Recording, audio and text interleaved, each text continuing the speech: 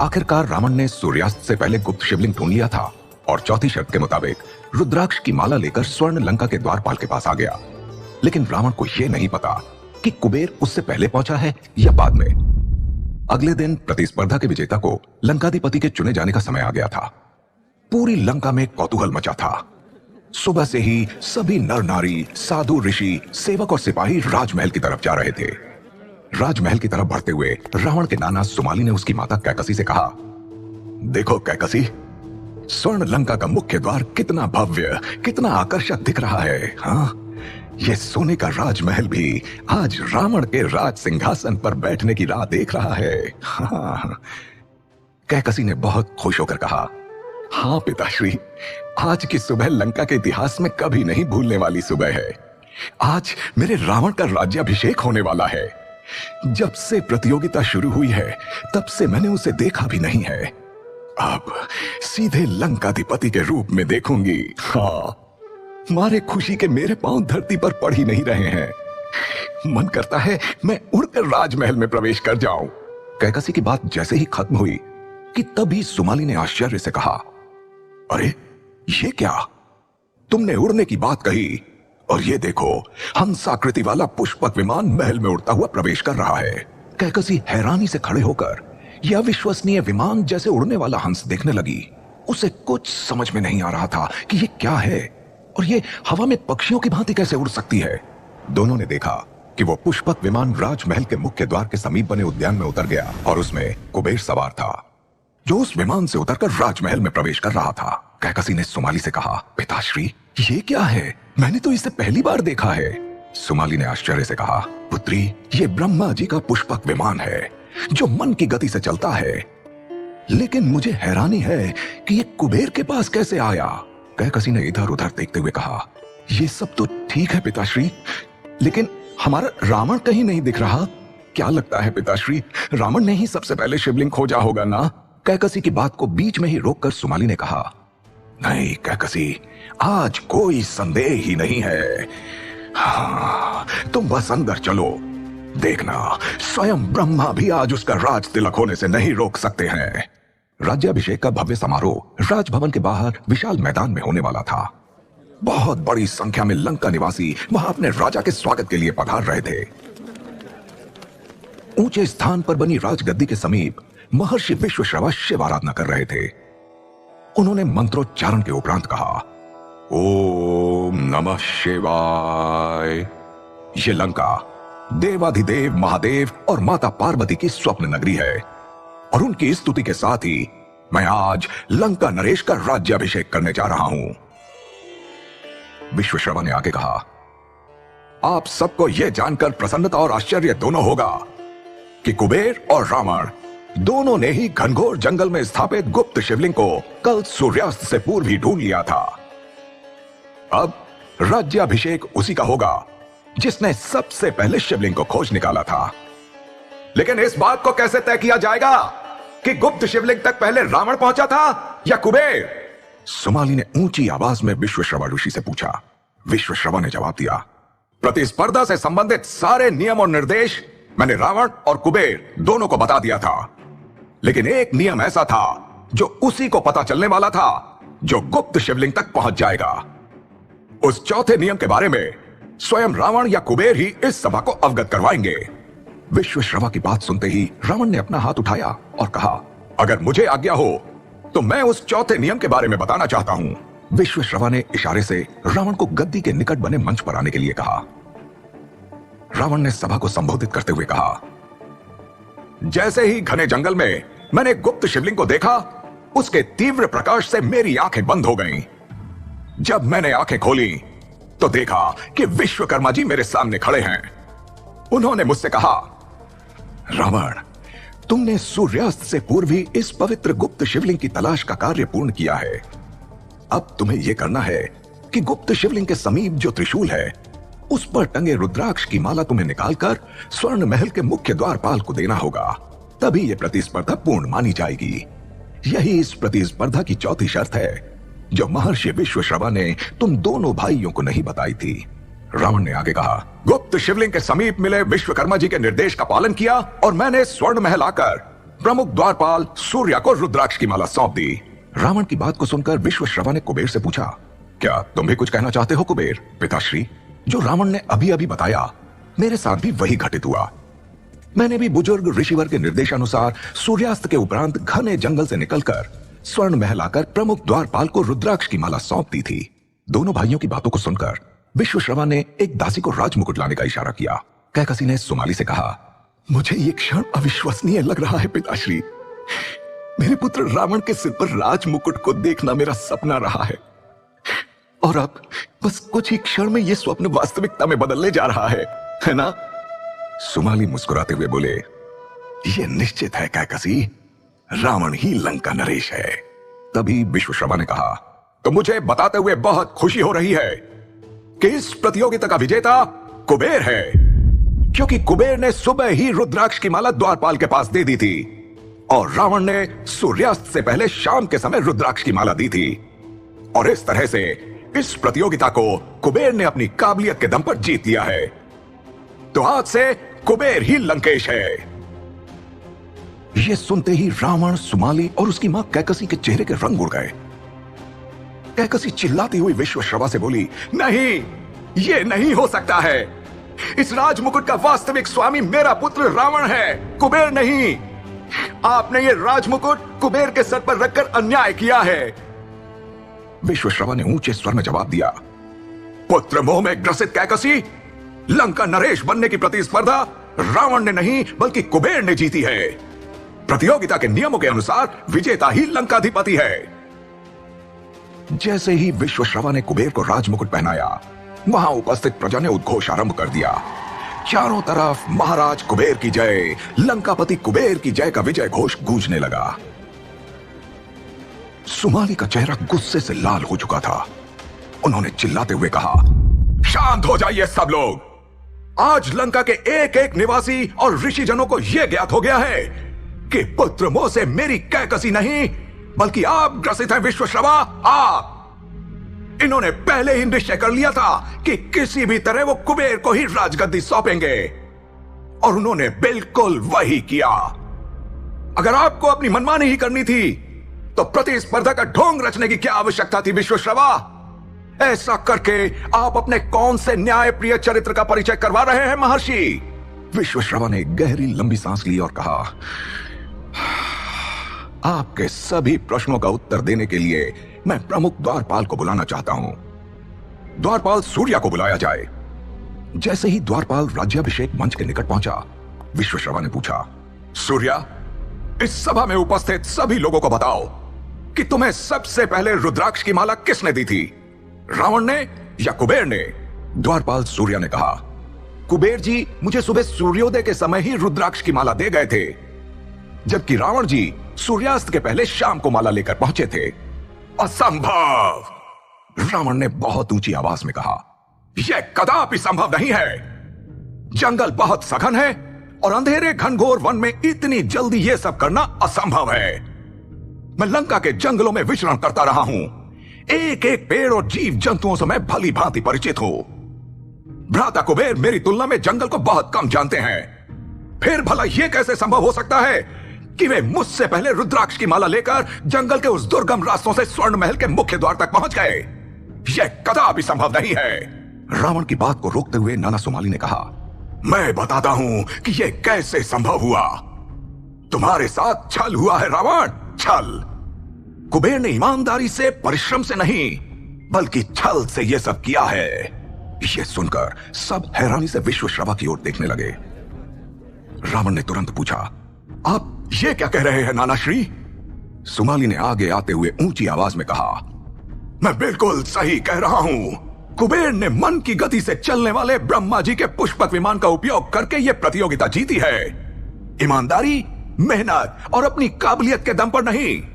यह प्रतिस्पर्धा के नियमों का उल्लंघन है, उल्लंघन। यह छल है, छल। सभी लोग ये सुन हैरान रह गए और कुबेर ने अपने बचाव में कहा, नहीं नाना श्री, मैंने कोई छल नहीं किया। वो पुष्पक विमान स्वयं ब्रह्मा जी ने मुझे वरदान स्वरूप दिया है, जिसका इस्तेमाल मैं सिर्फ आने जाने हेतु करता हूं। और मैं ये नहीं समझ पा रहा हूं किसका इस्तेमाल करना प्रतिस्पर्धा के नियमों का उल्लंघन कैसे हो गया? रावण ने कहा, वाह कुबेर भ्राता, वाह, बहुत अच्छा वरदान दिया है ब्रह्मा जी ने आपको। पुष्पक विमान जो आपकी मन की गति से चलता है, जिससे आपने हवा में उड़ान भर पल भर में गुप्त शिवलिंग खोज लिया। और मेरे पास क्या था? कुछ नहीं।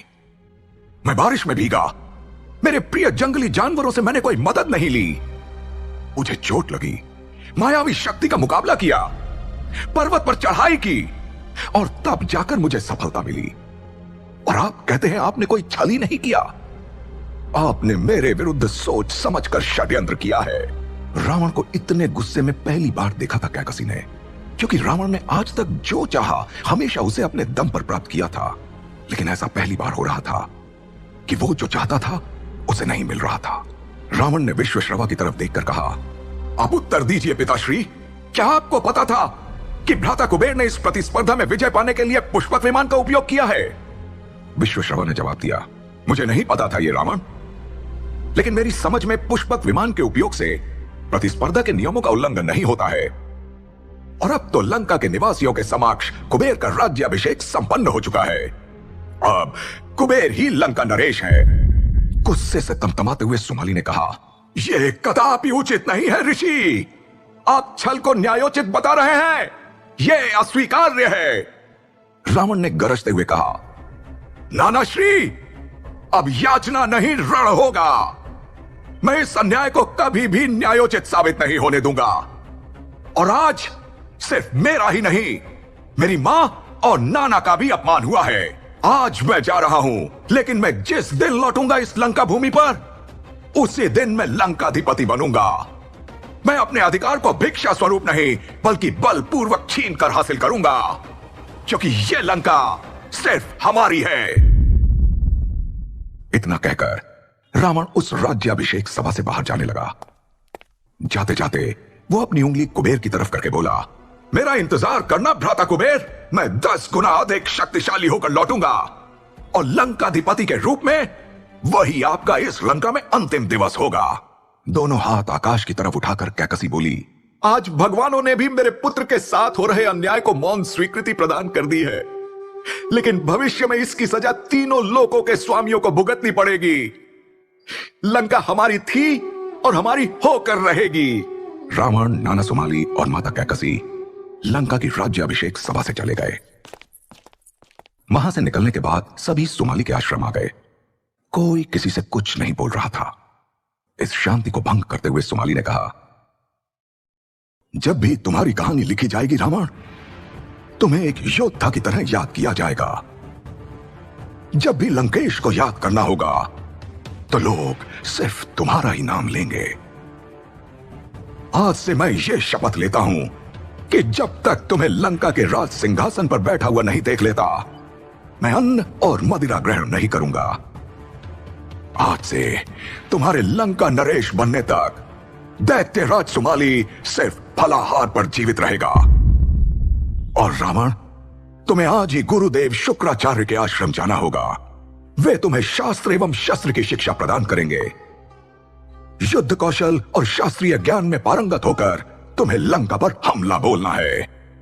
हां, अब रण होकर रहेगा। रावण ने लंबी सांस लेते हुए कहा, आप जैसा उचित समझे नानाश्री।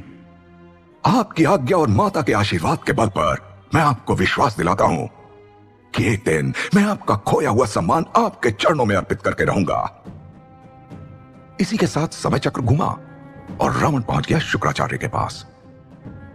कठिन प्रशिक्षण और विद्यार्जन के पश्चात रावण गुरु शुक्राचार्य के आश्रम से सभी विद्याओं में उत्कृष्ट प्रदर्शन करने वाला महाबली बन गया। और देखते ही देखते समय आ गया वापस मां और नाना के पास लौटने का। प्रशिक्षण पूर्ण होने के पश्चात रावण सुमाली और माता कैकसी के पास आया। जैसे ही रावण ने मां को देखा, सबसे पहले उसने चरण छूकर आशीर्वाद लिया और कैकसी ने उसे गले लगा लिया। फिर उसने नाना के भी चरण स्पर्श किए और उसने देखा कि भाई कुंभकर्ण, विभीषण और बहन शूर्पणखा बड़े हो गए हैं। बहुत दिनों बाद रावण को देख सब बहुत खुश हो गए।